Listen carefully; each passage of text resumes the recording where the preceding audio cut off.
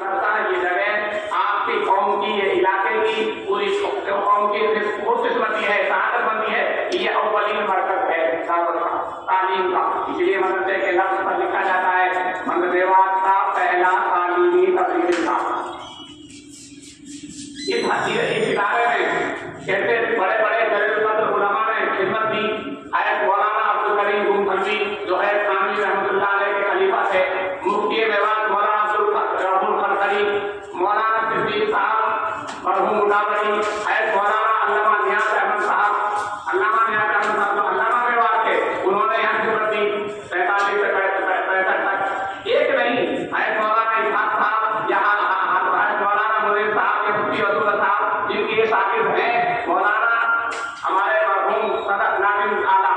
ہمارے مدرسے کے ناظم اعلیٰ، ان کو یہ صلاحیت، یہ مقام اس لیے ملا، انہوں نے اپنے اساتذہ کی خدمت کی تھی۔ جتنے اساتذہ ان کے تھے ان سب کی خدمت کی۔ حافظ عیسیٰ صاحب مرحوم کے خاص وارث بنے اس لحاظ سے کہ تحمل کا اعتبار تھا۔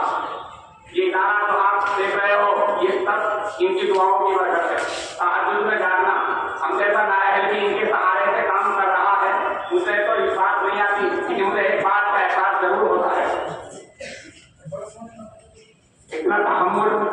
ہمارے کسی ساتھی میں تو کہاں، میں تو اپنے خود کو صحیح سمجھتا ہوں، دوسرا آج تک تحمل نہیں ہوا۔ اتنی باتیں اور سے ہوتی تھی، مولانا کی کسی دکاندار سے کبھی کچھ ہوگی، میں کیش میں آ کے کہنا بول جاتا تو میرے کمر پر ہاتھ رکھتے کچھ چھوڑ دوں کے ساتھ، بات بات میرے پیچھے سے ہو جاتی، مجھ میں پوچھتا کہ مجھے فلاں دکاندار آپ کو کچھ غلط کہہ رہا چھوڑ پڑے،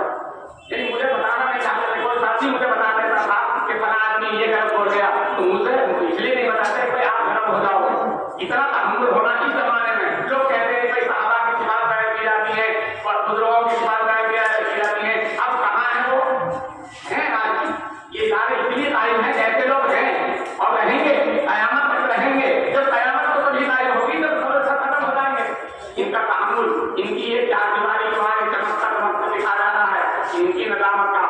ان کے ناظم ہونے اعلیٰ ہونے کی حیثیت ہے، لیکن کبھی شکر نہیں کی۔ ہمارے استاد کبھی کہنے بول گئے، ہمارے طلبا بھی بات کرتے حضرت کے سامنے کہنے بول جاتے تھے، لیکن کبھی نہیں، بلکہ کبھی کبھار کسی کا کبھی اتفاقاً کبھی تھپڑ مار دیا ہے، ڈنڈی مار دی، تو بعد میں بلا کے 10-20 روپے اس کو دے دے دیتا تھا، کچھ کھا لیو کچھ کھا لیو۔ یعنی اس لڑکے پر بھی یہ قدر ہے، مجھے اب تک یاد ہے 1996 کے شروع میں میں جب یہاں آیا، اور صاحب سب کچھ جگاتے تھے، جگاتے یہ مدینہ اسماعیل تھا، ابراہیم کا لڑکا، وہ بھی دینیا کو میں پڑھتا تھا، مولانا صاحب نے یوں ٹھوکا مار دی، پہلے ہی چلانے میں سکتے زمین، اس کے تھوڑی زیادہ لگی، مولانا صاحب نے مستقل اس کو دوائی دی، کئی دن میں اس زمانے میں 10-20 روپے دینا اس کو پیسے دیتے گزرتا تھا، اتنا رحم کے تھے طلبا پر بھی، اساتذہ پر بھی، اور یہ سارا نظام ان کی دعاؤں کی برکت